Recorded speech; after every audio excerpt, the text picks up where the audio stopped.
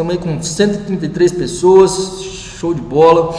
Vamos abrir a nossa Bíblia então, Apocalipse capítulo 2, versículos de 8 até o 11. Diz assim: ao anjo da igreja em Esmirna escrevam: essas são as palavras daquele que é o primeiro e o último, que morreu e tornou a viver. Conheça as suas aflições e a sua pobreza, mas você é rico.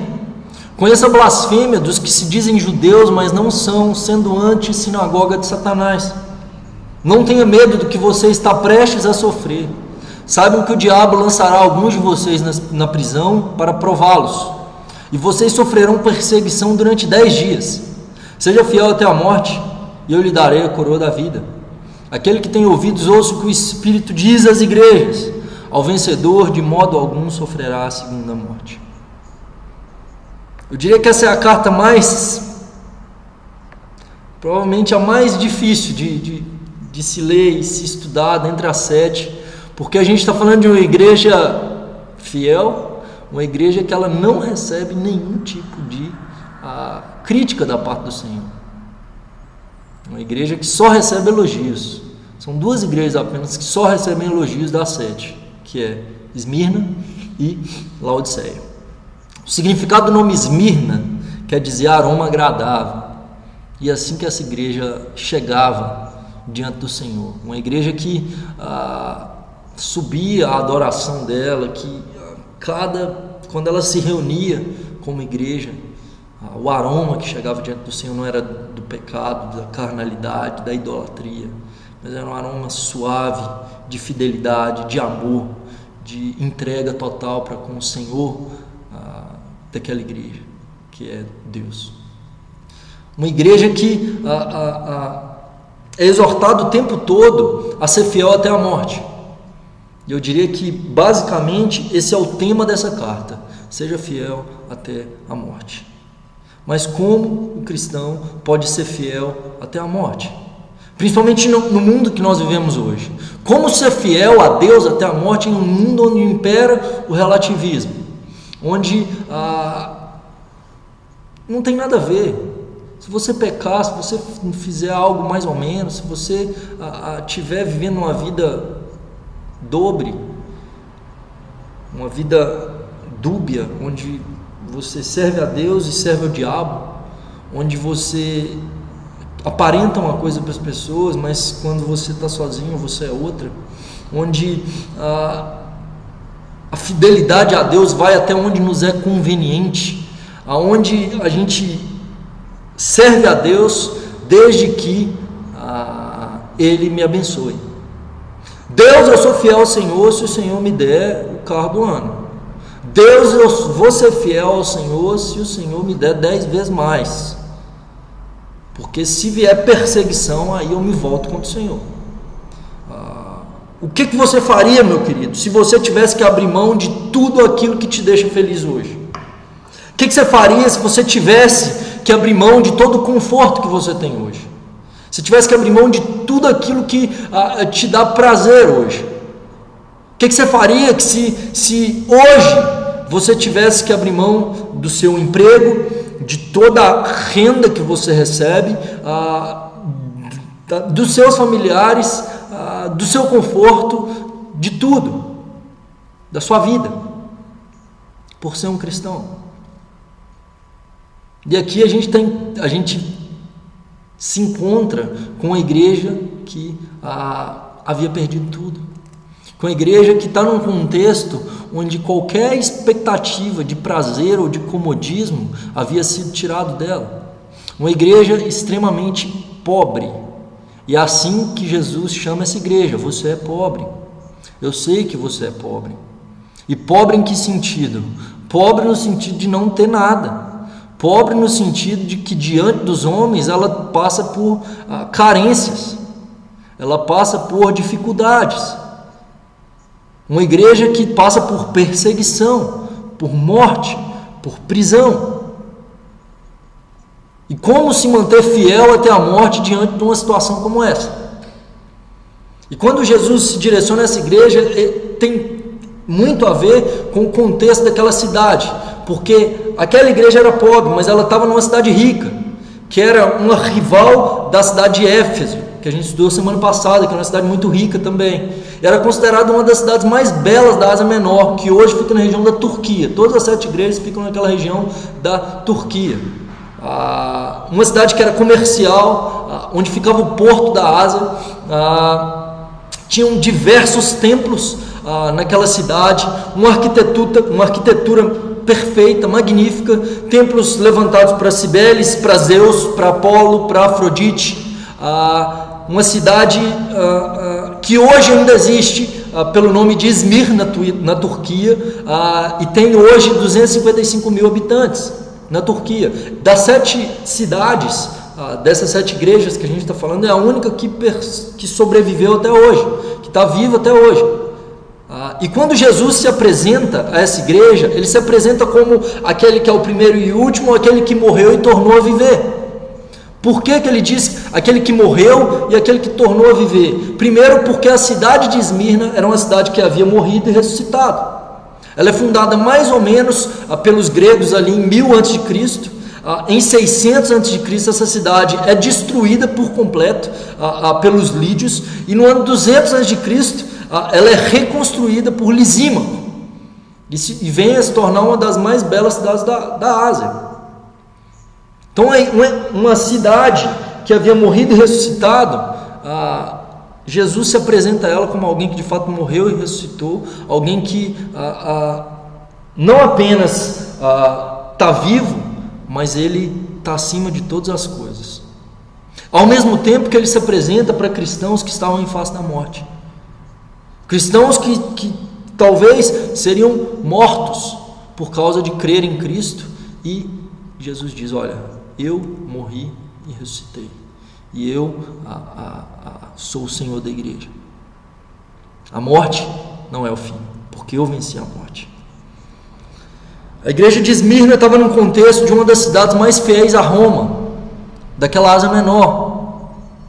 Então, quando Jesus fala sobre ser fiel até a morte, aquela cidade de Esmirna também sabia o que era fidelidade, mas uma fidelidade ao imperador. Havia sido levantado um templo para Roma, para a deusa Roma. Existia naquela cidade festas que eram feitas ao imperador. Foi levantada uma estátua de Domiciano, e esse camarada foi um dos piores perseguidores de cristãos da história da igreja, e uma igreja que era perseguida dentro desse contexto, porque era uma igreja que começou a ser caluniada, começou a ser perseguida, cristãos começam a ser presos. E uma cidade que tinha dentro dela também um estádio, onde o atletismo é incentivado, onde jogos aconteciam ali, e jogos atléticos de todo mundo estavam centralizados naquela cidade, e aqueles jogadores disputavam aquela famosa coroa de louros, né, que vem da Grécia. Então, Olimpíadas vem da Grécia, né? Então, Jogos Olímpicos vem da onde? Da Grécia. E a Grécia influenciou todo aquele mundo antigo, e aquela coroa de louros que é colocada aqui era cedida ao vencedor.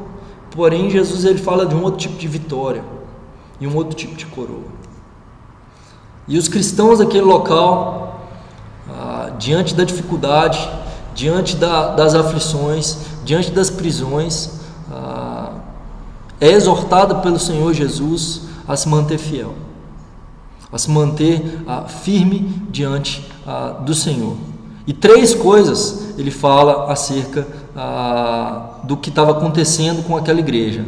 A primeira delas, uma igreja que passava por tribulação. Que tipo de tribulação é essa? Tribulação quer dizer aperto, esmagamento. É uma igreja que estava sendo esmagada, como um rolo compressor passando por cima dessa igreja. A pressão de tudo aquilo que estava ao redor daquela igreja estava pesando sobre aquela igreja. Satanás, quando ele vem contra a igreja do Senhor, ele usa 2 artimanhas. Ele vai fazer isso contra você também: ou a sedução ou a perseguição. Algumas igrejas, a gente vai estudar um pouco mais à frente, como Tiatira, Pérgamo, Satanás conseguiu seduzir alguns deles. A carnalidade, a imoralidade sexual, a idolatria.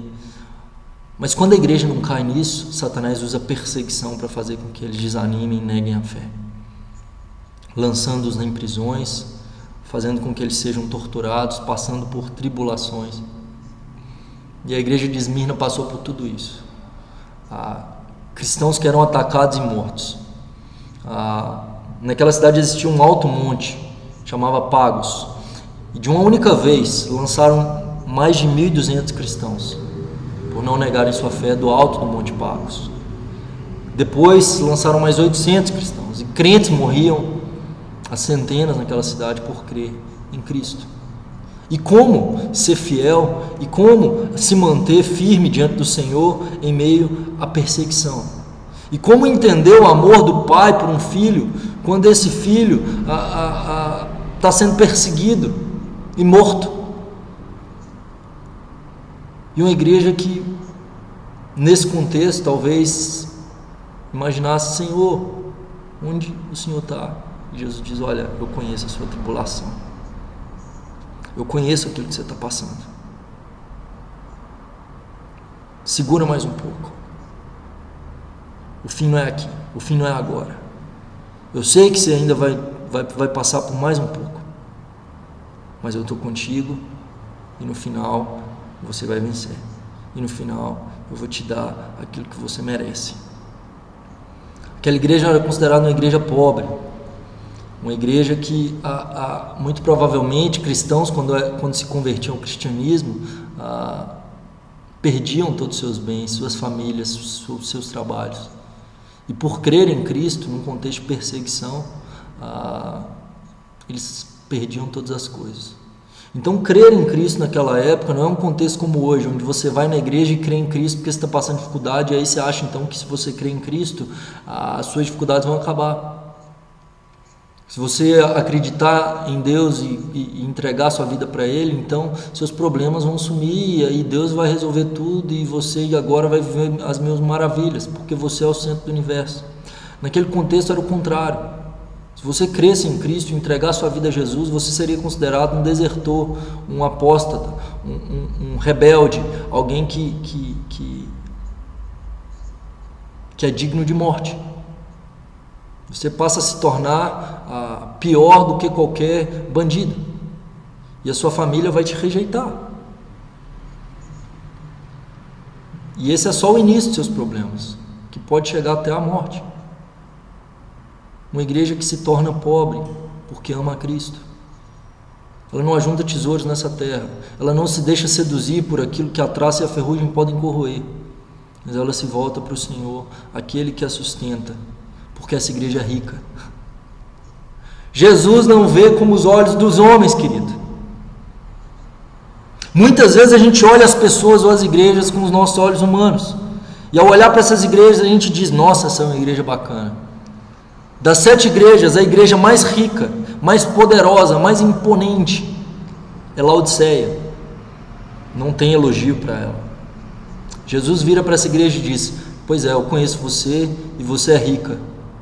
Ele diz: mas é pobre. Para Esmirna ele diz: olha, você é pobre, entre parênteses, mas você é rica. De nada adianta ter todo o tesouro do mundo e perder a sua alma. De nada adianta ter todos os tesouros dessa terra e seu coração completamente vazio. De nada adianta a gente ter toda a riqueza desse mundo e não ter Deus. E Deus está do lado de fora batendo na porta, como acontece na igreja de Laodiceia, que estou à porta e bato. E Ele está do lado de fora. Essa igreja era rica porque o Senhor da igreja estava no meio dela, aplaudindo, dizendo: vocês têm me honrado. Uma igreja que era difamada. E por que difamada? O cristão ele era perseguido por quê? A primeira coisa, ele não cria nos deuses daquele contexto, então ele era chamado de ateu. Ele cria um Deus só. O problema dos cristãos não era crer em Cristo, o problema dos cristãos era não crer nos outros deuses também. Então eles eram considerados ateus, eles eram acusados de canibalismo, porque eles comiam o pão e o vinho e diziam que era o corpo de Cristo, a carne e o sangue. Eles eram considerados divididores de famílias, porque as pessoas se convertiam a Cristo e suas famílias as expulsavam dali. Então Jesus trazia espada, não trazia paz. Acusavam principalmente de rebeldia contra César, porque o imperador as pessoas deveriam se dobrar diante dele e adorá-lo. Mas o cristão dizia: só Jesus é o Senhor, e isso gerava um problema político. E eles diziam: são rebeldes. E o que acontecia diante de todas essas difamações que as pessoas levantavam contra essas pessoas? Muitos deles eram presos, muitos deles eram levados às prisões, à tortura e até mesmo à morte. E você acha que o pessoal romano, que dominava aquele local naquela época, cuidava bem de seus prisioneiros? Muitos desses prisioneiros eram lançados na prisão e esquecidos lá. Muitos prisioneiros de Roma morriam de fome, morriam de pestilência, morriam de lepra. Eram locais onde a podridão imperava. E como? E como ser fiel até a morte? E Jesus olha para essa igreja, que talvez se a gente olhasse para ela, a gente teria pena. Se a gente visse uma igreja como essa, talvez seria como a igreja perseguida hoje, onde cristãos são presos e mortos, onde eles não têm muito dinheiro, pessoas inclusive na igreja perseguida que passam fome, pessoas na igreja perseguida que estão dispostos a ir até o fim por causa da sua fé, sem negar Jesus, pobres financeiramente, sem recursos financeiros para poder sequer cuidar de si mesmos, mas que Jesus olha para essa igreja e diz: vocês são ricos. E tantas vezes nós, no meio da secularização, no meio do relativismo, hoje a gente diz: não tem problema eu desobedecer a Deus, eu negar Jesus, Deus perdoa. Contanto que eu tenha as minhas 3 refeições diárias e eu continue lutando e conquistando meu dinheiro e o meu sonho de vida, e desde que eu esteja no meu conforto, domingo eu vou na igreja, está tudo certo. Deus olha para isso e diz: você não sabe o que é tomar a sua cruz e me seguir. Por isso muitos naquele dia vão ouvir do Senhor Jesus: olha, não adianta me chamar de Senhor, Senhor, se você não faz o que eu vos mando, se você não me obedece. Senhor, eu falei em línguas em teu nome, Senhor, eu ministrei louvor, Senhor, eu preguei. Apartem-se de mim, nunca vos conheci. E será que de fato a gente está pronto a fazer qualquer sacrifício para honrar Jesus? Meu querido, deixa eu te explicar uma coisa, que o cristianismo brasileiro está muito mal acostumado. Na verdade não é cristianismo, é seita. Hoje as pregações giram em torno de você, vitória, vitória, vitória, você é o cara, você vai vencer, Deus vai te dar, Deus vai fazer e acontecer. Não se trata de você, se trata da glória de Deus. Cristãos eram mortos. Muito provavelmente as pessoas que pregam só sobre vitória não gostam muito da carta à igreja de Esmirna, que é uma carta para nós hoje. As 7 igrejas representam a totalidade das igrejas em todos os períodos, em todos os tempos, inclusive para nós hoje. Existem igrejas assim hoje no mundo, perseguidas, onde cristãos estão sendo mortos, no Irã, na Coreia do Norte, na China. E a promessa de Jesus para essa igreja é: não tenha medo do que você está prestes a sofrer. Saiba que o diabo lançará alguns de vocês na prisão para prová-los, e vocês sofrerão perseguição durante 10 dias. Seja fiel até a morte, e eu lhe darei a coroa da vida. Senhor Jesus, o Senhor só tem elogio para mim. Eu estou aqui, eu te amo, eu entrego tudo. E o que o Senhor vem falar para mim é que Satanás vai lançar alguns de nós na prisão, período de perseguição de 10 dias, e para eu ser fiel até a morte.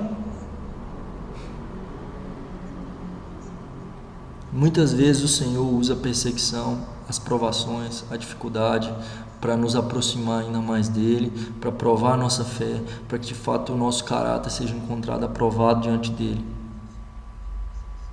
Ele está no controle. E quando a gente vê toda essa situação, quando a gente vê algo como perseguição, é difícil a gente conseguir explicar o que acontece. Por que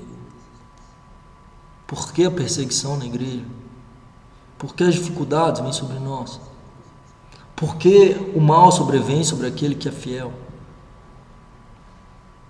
José, quando é lançado na prisão, ou quando seus irmãos querem matá-lo, ele não conseguia entender nada, mas Deus tinha um propósito. Teve um camarada que era bispo de Esmirna, o nome dele era Policarpo, e ele foi bispo de Esmirna por muitos anos. Ele foi um discípulo de João, que escreve a carta de Apocalipse na ilha de Patmos. O Policarpo foi um discípulo de João, e ele é martirizado, muito provavelmente ali no meio do segundo século. Policarpo, que tinha 86 anos de idade, apanhado e levado diante do imperador. E o imperador vê aquele velhinho, ele diz: não, nega Jesus, porque só nega tudo isso que você está falando, porque você tem incentivado outras pessoas, você é um líder de uma seita religiosa de rebeldes. Nega tudo isso, está tudo certo, eu vou te soltar. Policarpo se recusa a negar Jesus. Então ele é levado no centro da arena e eles tentam intimidar Policarpo com feras, com leões. Policarpo se recusa a negar Jesus. Ele diz: você vai ser comido por leões. Policarpo se mantém firme. Depois eles ameaçam matá-lo queimado vivo. E ele chega diante do procônsul e diz a seguinte frase: vocês me ameaçam com um fogo que pode queimar apenas por alguns instantes, a despeito do fogo do juízo vindouro e do castigo eterno reservado para os maus. Mas por que vocês demoram? Façam logo o que têm que fazer. E eles tentam fazer com que ele negue Jesus, mas ele responde: eu sirvo há 86 anos e ele sempre me fez bem. Como posso blasfemar contra o meu Salvador e Senhor que me salvou? Então eles queimam Policarpo, e misteriosamente aquelas chamas não tocam em Policarpo. Então um daqueles guardas o traspassa com uma espada e o mata.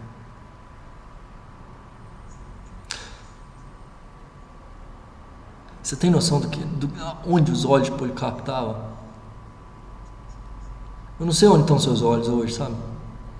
Talvez a sua expectativa é de ter muito dinheiro nessa terra. E mesmo que você conquiste todo o dinheiro do mundo, ouvir do Senhor que você é pobre não deve ser muito bom, não. Talvez você tenha medo da perseguição, da dificuldade, das aflições. Mas Policarpo sabia bem o que era o fogo que é passageiro e o fogo que é eterno. E muitas vezes nós temos optado por 5 minutos. O que aqueles homens mal sabiam é que Policarpo tinha seus olhos na eternidade, porque ele havia ouvido do Senhor Jesus: ser fiel até a morte e eu lhe darei a coroa da vida. Você vai correr e vai vencer. Só que a coroa que eu te der, ninguém pode tirar de você. Essa coroa é para sempre. O vencedor, de modo algum, sofrerá a segunda morte. Uma igreja que passaria pela morte, querido. Mas eu quero te dizer uma coisa, porque quando a gente vê isso, fala: nossa, como que esse pessoal morre por causa de Jesus? Sabe qual que é a melhor morte que a gente pode ter nessa terra? Para Jesus. Eu oro a Deus para que eu não morra velhinha numa cama, tendo desonrado a Ele, porque é a pior morte que pode existir para alguém. Eu conheci um senhor que ele estava muito velho e ele sabia que estava para morrer, e ele tinha pavor da morte. porque ele viveu a sua vida inteira contra o Senhor, vivendo uma vida para si mesmo, e em face da morte, desespero. Ao passo que esses homens, como Policarpo, mesmo em face da morte, foram fiéis. E talvez na primeira dificuldade você já está murmurando, talvez no primeiro sinal de aflição, talvez na primeira a situação de desconforto você já está dizendo: mas eu sou filho do rei, Deus, por que eu estou passando por isso? Quando Paulo e Silas são presos porque eles expulsam o demônio de um menino, porque eles estão pregando o evangelho, as pessoas açoitam-os e os lançam numa prisão, presos no tronco. Sabe o que acontece naquela prisão? Por volta da meia-noite, Paulo e Silas cantam louvores a Deus. Por isso que o nosso cristianismo é medíocre, porque é focado em nós mesmos e não na glória de Deus. Quando Pedro e João são presos por pregarem a Cristo, por não negarem a Jesus, eles são açoitados e depois soltos. E quando eles são soltos, provavelmente indo embora todo machucado por terem sido açoitados, a Bíblia diz que eles saíram de lá alegres por terem sido achados dignos de sofrerem afrontas por causa do nome de Jesus. 2 Timóteo 3,12 diz: todos aqueles que querem viver piedosamente em Cristo Jesus serão perseguidos. A perseguição vai nos fazer viver muito mais perto de Deus. A perseguição vai fazer com que de fato a gente possa viver plenamente aquilo que Deus tem para nós. E a perseguição vai vir porque Satanás vai ver você servindo ao Senhor e ele vai se levantar contra. Mas eu quero te dizer que a maior promessa para nós é que nós vamos ressuscitar com Cristo. Ele venceu a morte. Mesmo que venha a morte, o cristão não tem medo da morte. A maior esperança do cristão não é prosperidade financeira nessa terra. A maior esperança do cristão é que ele vai reinar com Cristo por toda a eternidade. De que aconteça o que acontecer, venha a tragédia que for. Hoje, no nosso mundo materialista, há desespero diante das tragédias. O cristão vivia tragédias todos os dias, mas seus olhos estavam na eternidade, não no aqui, no agora. Eu quero te convidar de fato a entregar sua vida a Cristo, não olhar para aqui, para o agora, mas que seus olhos estejam sobre a eternidade, ajuntando tesouros onde a traça e a ferrugem não podem destruir.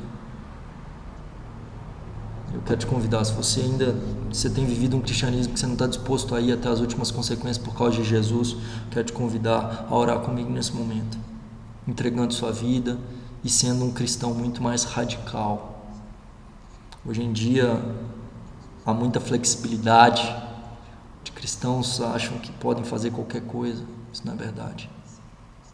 Quando você vê uma igreja de Esmirna, você vai ver que existe uma radicalidade maior por causa de Jesus. Eu quero te convidar a entregar a sua vida por Ele, porque Ele foi radical quando Ele te amou e te amou até o fim, a ponto de ser morto naquela cruz para te salvar. Se você deseja fazer essa oração comigo, eu quero te convidar a repetir comigo no seu coração, dizendo: Senhor Deus, eu te entrego a minha vida. Não quero mais viver um cristianismo medíocre. Não quero mais ser apenas mais um que agrada a mim mesmo e diz servir o Senhor e diz amar o Senhor. De fato, eu quero entregar meu coração a Ti e minha vida a Ti. Eu estou disposto a tudo pelo Senhor. Eu entrego minha vida a Jesus. Agora eu sou servo Teu. Jesus é o meu Senhor, meu Salvador, meu amigo, meu Deus. Muda a minha história. E salva-me de mim mesmo, em nome de Jesus. Amém. Amém, queridos. Deus abençoe sua vida. Um grande abraço para você. Ainda somos 121 pessoas. Olha só, o pessoal ficou aí até o final e ainda não ficou. Não sei, né? Ó, essa filosofia bolada aí, mano. Vamos tirar, né? Vamos tirar.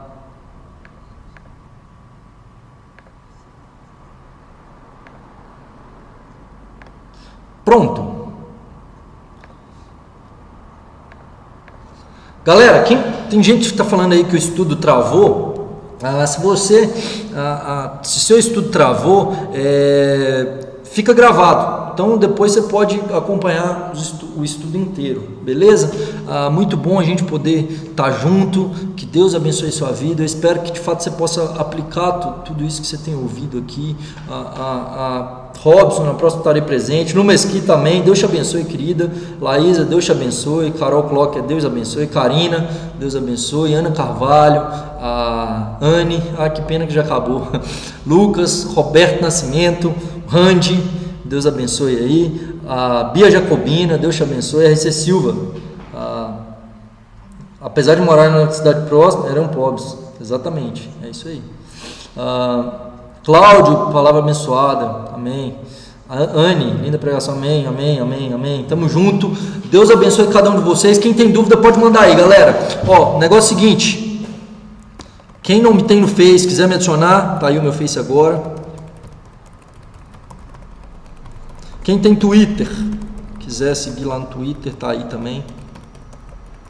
Vou passar os links todos agora aí. Quem quiser ler textos meus aí, tem o blog. Os vídeos dos estudos bíblicos, tem esse canal aqui. E vídeos evangelísticos em geral e tal, se quiser compartilhar no seu Face com seus amigos e tal, tem esse canal aqui também. Tem vários vídeos aí. Show de bola. Quem estava travando aí o vídeo, provavelmente sua internet está uma beleza, né? Como às vezes a minha tá.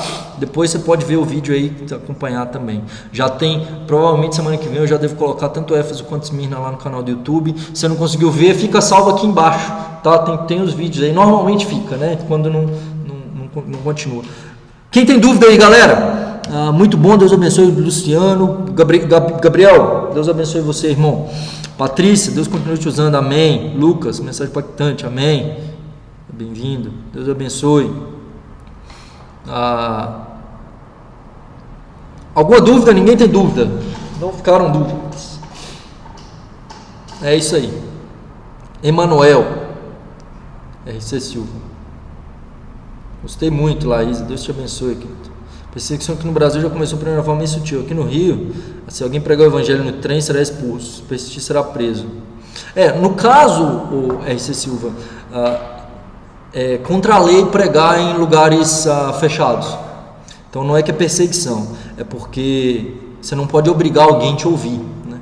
Então assim, você pregar numa praça pública, tudo bem. Agora, você pregar dentro do metrô, o cara tá ali, se ele não quer te ouvir, aí você prega mesmo assim, aí tem a ver também com falta de educação, né?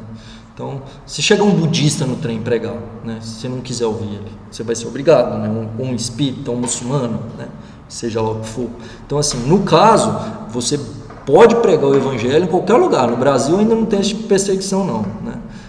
O que eles querem, talvez, cercear no futuro é impedir que a gente pregue contra alguns tipos de pecado. E aí vai começar uma perseguição, né? Mas a questão do trem é por falta de educação mesmo, né? Tem gente que não tem noção e quer pregar sem as pessoas quererem ouvir. Você tem que pregar para quem quer ouvir, né? Você não tem que pregar para quem não quer ouvir. Se o cara não quer ouvir, é falta de educação você falar com ele. Aí, né? Anne, Ruth Shalom, Deus abençoe. No Mesquita, às vezes radicais são tidos como rebeldes. Radicais são tidos como rebeldes? Acho que depende muito do contexto aí, tem que ver, né? Tem gente que é radical, mas é radical esquisito mesmo, né? Tem uns caras que se intitula doido por Jesus, mas o cara só é doido, né? Então tem que tomar cuidado, né? Tem uma frase aí, Jesus freak, né? Mas tem que tomar cuidado para ser doido por Jesus mesmo, e não ser louco e justificar isso dizendo porque é cristão, né? Não. Doido por Jesus é aquele que luta contra o pecado só, né? Ele não escandaliza ninguém porque de nada, né? Então o cara só é doido, ele só faz um monte de loucura e besteira e aí quer justificar e não pode. Então não é isso. Depois que batizei, estou tendo sonhos estranhos. Seria uma batalha espiritual? Depende, Tiago. Eu acho que Satanás ele vai querer nos atacar de todas as maneiras, né? Não sei se ele consegue entrar no seu sonho, não. Eu acho difícil. Nunca vi esse caso. De fato, ele pode soprar algo na sua mente para que você possa achar que algum pensamento é seu, mas pode ser também coisa da sua cabeça, né? Pode ser, mas enfim, ora a Deus para que Ele possa te mostrar aquilo que Ele deseja para você, né? E às vezes Deus permite que Satanás venha contra nós para a gente se apegar nele, né? Então, para a gente ver como que é complicado ficar longe do Senhor. Difícil entender que existem países que perseguem aqueles que pregam o amor de Deus, não é? Hoje tem muito. Enquanto os árabes matam em nome de Alá, os cristãos morrem por Jesus. Lembrando que os cristãos já perseguiram também. Então teve a reforma, a contra-reforma, né? Onde muitos cristãos matavam outros que não aceitavam a fé. Então não é algo que o cristianismo não viveu na história. Cristãos perseguiram. E ainda hoje muitos cristãos perseguem, né? Infelizmente. Mas no contexto árabe, né, os árabes são bem pesados, muitos contra isso, né?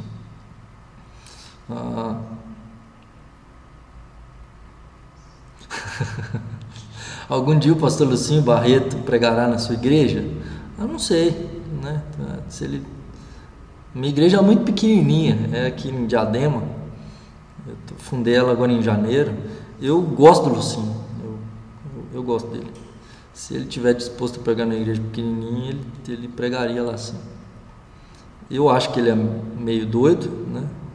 Às vezes mas ele é um homem de Deus, um cara que eu gosto dele.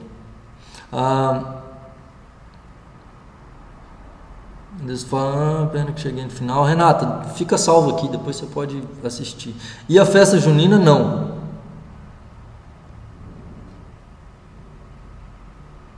Não seja pecado. É o seguinte, festa junina, né, tem uma questão cultural no Brasil, mas tem que tomar cuidado. Por exemplo, carnaval é cultural, não. Carnaval é uma festa pecaminosa mesmo. Festa junina é uma festa pecaminosa? Normalmente não, né? Alguns lugares falam que é São João, né? Umas festas dedicadas a São João, Santo Antônio, enfim. Mas assim, não vejo uma idolatria muito assim. Mas você pode fazer uma festa caipira, né? Enfim, mas assim, se for algo para São João, de fato não convém muito participar disso, né? Mas a questão cultural não tem nada a ver mesmo. Não vejo problema não. Cláudio Duarte também é tipo doido, não conheço o Cláudio Duarte não. Se estiver lá, ele vai. Grande assunto, que a gente pode comer comida de festa junina? Pode, tudo é puro para os puros, né? Então você comer, se você souber que alguma comida é sacrificada a ídolos, né, não coma, né? Você quer trollar um crente, né? Você dá uma bala para ele, aí depois que ele botar na boca você diz, é de Cosme e Damião. Então não, se você não sabe, não tem problema não. Não é o que entra pela boca que contamina o homem, né? Mas o que sai dela, né? Então a questão é do coração. Mas tem que tomar cuidado. Festa junina, muita comida, é boa comida, eu gosto. É isso aí. Jesus disse em João 3, né? Que nascer da água do Espírito, nascer da água. Se nascer da água é batismo? É o batismo, e nascer da água do Espírito? Sim, Luciano. Acredito que seja batismo, sim. Pastor Cláudio Duarte, eu não conheço o Cláudio Duarte. É um que fala de casamento? Um que fala um monte de besteira, assim, tipo... Eu vi alguma coisa de um cara bem doido ontem no Facebook, minha esposa me mostrou. Não sei se é, não. Não gosto não. Esse aí não pregaria na minha igreja nem a pau. Queria que faz pagã. É isso aí, né? Enfim, uma pessoa que não foi batizada pode ter dons, sim. A questão é, o batismo é o símbolo daquilo que aconteceu, né? Então os cristãos receberam, por exemplo, em Atos 2, as pessoas recebem o Espírito Santo, elas creem e depois são batizadas, né? Então normalmente isso acontece antes, né? E o batismo é um sinal da conversão real que aconteceu já. Moisés morreu ou foi arrebatado? Morreu. Não, Apocalipse não fala da volta dele de Elias, não. Isso é uma interpretação. São as duas testemunhas. Há quem diga que é Moisés e Elias, mas o Moisés morreu. Então não é ele não. Por que esse Cláudio? Porque ele fala muita besteira. Ele não fala da Bíblia, ele faz palestra de autoajuda para casais, né? Então, bacana, né? Se quiser falar, pode. Mas na igreja eu acho que tem que pregar a Bíblia, né? Então não vejo. Ele não pregaria na minha igreja, é uma opinião minha, né? Isso aí não tem muito. Cada um, né? Eu sou meio. Eu acho que tem que ser doido por Jesus, disposto a morrer, nesse sentido. Acho que falar um monte de coisa, né? Só para escandalizar e para chocar, acho que não vejo por que não. O arrebatamento vai acontecer de fato? Ô Biel, eu acredito que sim, né? Tem algumas linhas de pensamento aí quanto ao Apocalipse, né? Pré-milenista, amilenista, pós-milenista, então é uma análise bem complexa, assim. Hoje eu tendo a acreditar que de fato vai acontecer o arrebatamento e que de fato Jesus volta e que vai ter a tribulação e toda aquela questão toda, assim. Mas eu não acredito num pré-milenismo dispensacionalista, onde existe uma diferenciação entre Israel e igreja. Eu acredito que igreja hoje é o Israel de Deus, né? Católico é salvo por fato de idolatria? Católico é salvo? Acho que assim, ser salvo é quem crê em Cristo. Tem muito católico que crê em Cristo. Até esse papo hoje eu gosto dele, rapaz. Esse papo ele orava junto com pastores lá na Argentina. As atitudes desse papo até hoje eu gostei de tudo dele, né? Apesar da questão de ser papa, né? Então assim, eu discordo de um monte de coisa da Igreja Católica, inclusive com a questão de ter um papa, um representante de Deus, que eles usam a questão de Pedro, né? Mas você vê no concílio em Jerusalém, já não era Pedro mais que dá a última palavra, já é Tiago, irmão de Jesus. Então você já tem um novo líder, né? Mas a questão é que, sim, existe católico salvo. Assim como existe gente, tudo quanto é igreja cristã salva, assim como existe católico que não vai ser salvo, um monte de gente não vai ser salvo. Tem muitos católicos, inclusive padres, que não são idólatras, eles já não adoram santos, não, né? Então tem que tomar cuidado também. Mas assim, a igreja católica em si é uma igreja que é idólatra, que considera Maria, né, como mãe de Deus. De fato ela é mãe de Jesus, que foi Deus, mas ela é apenas uma serva, né, bem-aventurada, uma mulher crente, bacana, mas que não foi assunto aos céus, não tem isso na Bíblia. A Igreja Católica defende que a palavra da Igreja tem tanto peso quanto a Bíblia, isso é complicado. A gente vê muitos erros da Igreja Católica, então não é a Igreja infalível, né? Assim como nenhuma igreja é. Somente a Bíblia é a palavra de Deus, somente Cristo, né, tem essa postura. Mas existe gente de todo canto acho que a gente vai ser até surpreendido de tanta gente que nós vamos ver que é salvo. E tome cuidado para a gente não chegar lá e ser pego de surpresa, que a gente não teve encontro com Cristo, né? Então, eu me preocupo muito para que final de 1 Coríntios 9, eu acho, 10, né? Não, 9, que Paulo diz, eu mesmo esmurro meu corpo, reduzo a escravidão, para que eu mesmo tendo pregado a outro não venha a ser desqualificado, né? Então é complicado.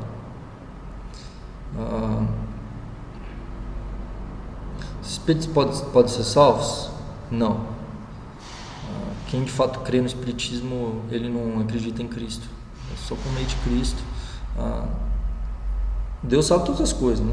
Mas assim, a doutrina, falando da doutrina, é impossível ser espírito e ser cristão, né? Então, nesse sentido, é impossível eu crer em reencarnação, eu crer que eu, por boas obras e fazendo bem, então eu vou reencarnando e melhorando, e crer no sacrifício de Cristo no juízo final, né? É incompatível, né? Tiago, sou músico, depende da música para viver. Posso continuar tocando no mundo, mesmo indo na igreja? Uai, a gente vive no mundo, né? Você vai tocar em Marte? É lógico, você é músico, você toca. Obviamente que eu diria para você não tocar nenhuma música que desonra a Deus, né? Nenhuma música. Música é arte. Cristão, não cristão. Tem músicas não cristãs que são mais bíblicas do que algumas músicas cristãs aí, triunfalistas, esquisitas, né? Então, nesse sentido é complicado. Pastor, responda a pergunta da Rosa Mineira. Levar uma Bíblia grande? Qual que é a pergunta dela que eu não sei? Dia 20 de junho, viagem para um país muçulmano. Está acontecendo coisas ruins ao meu redor. Será que isso é um aviso para eu me precaver nesse país muçulmano? Estou levando aquela Bíblia de bolso. Não, assim, você vai para qual país muçulmano, né? Porque o árabe, às vezes a gente cria uma questão muito complicada, assim. O árabe, se você vai do Brasil e tal, não tem muito problema. O problema é o muçulmano que se converte, ou você pregar para o muçulmano, aí é complicado. Mas o fato de você ser cristão lá não tem muito problema com isso, não. Depende muito do país, mas até na Arábia Saudita, que é o segundo país que mais persegue cristãos no mundo, é num contexto de muçulmanos que se convertem, assim. Quem vai do mundo ocidental para lá, normalmente fica tranquilo. Tunísia, não. Você pode ficar tranquilo quanto a isso, assim, né? Leva a sua Bíblia normal e quanto a isso, não precisa preocupar, não. Não seja demasiadamente justo nem demasiadamente salvo, porque destruireis a ti mesmo. Pois não consegui esse versículo. Demasiadamente justo é você achar que você é o cara, né? Fala, nossa, como eu sou santo, como eu sou, ué, rapaz, mas que santidade sou eu, né? E outra é você de fato, né, achar que você é o cara. Nossa, como eu sei. Não, seja mais. Seja você, né? Não acho que você é mais que você é. Mas vamos lá, estou indo para Tunísia, esse aí. Mas não acho que ministra direto para o casal, tipo mais aberto, não seria o chamado dele. A minha pergunta é o seguinte, é o que norteia meu ministério, minha pregação. Jesus falaria dessa maneira? Se Jesus falaria, tá tudo certo. Se Jesus não faria isso, então tem algo errado. Ponto. Então, nesse sentido, não acho que Jesus agiria dessa forma, então não concordo, discordo. É o que eu acho também, quem sou eu? Não falo, não julgo, não falo nada, estou dizendo o que eu acho, né? Quem tem que gostar dele sou eu, não, né? Então, quem tem que honrar ele é Deus, né? Quem tem que, de fato, nós temos que preocupar com Deus se agradar daquilo que a gente faz, né?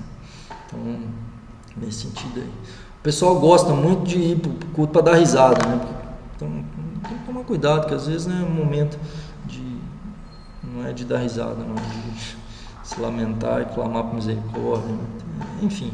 Mas é uma palestra que provavelmente ajuda muita gente, né? Assim, ele fala coisas que são verdade, né? Na verdade eu vi 5 minutos, então quem sou eu para falar? Não sei nada assim dele, não. Só não gosto muito de né, sei lá. Não quero julgar, não. Cara, tomara que ele esteja de fato sendo instrumento de Deus aí para abençoar muitos casais, não é não? Beleza, galera? Quem tiver alguma dúvida aí, me adiciona lá no Face. Vou deixar aqui pela última vez meu Face aí, pode me adicionar, né? E é isso aí. Deus abençoe vocês, grande abraço. Semana que vem estamos aí de novo, quinta-feira, 8 horas da noite. É nóis. Valeu, galera. Deus abençoe vocês.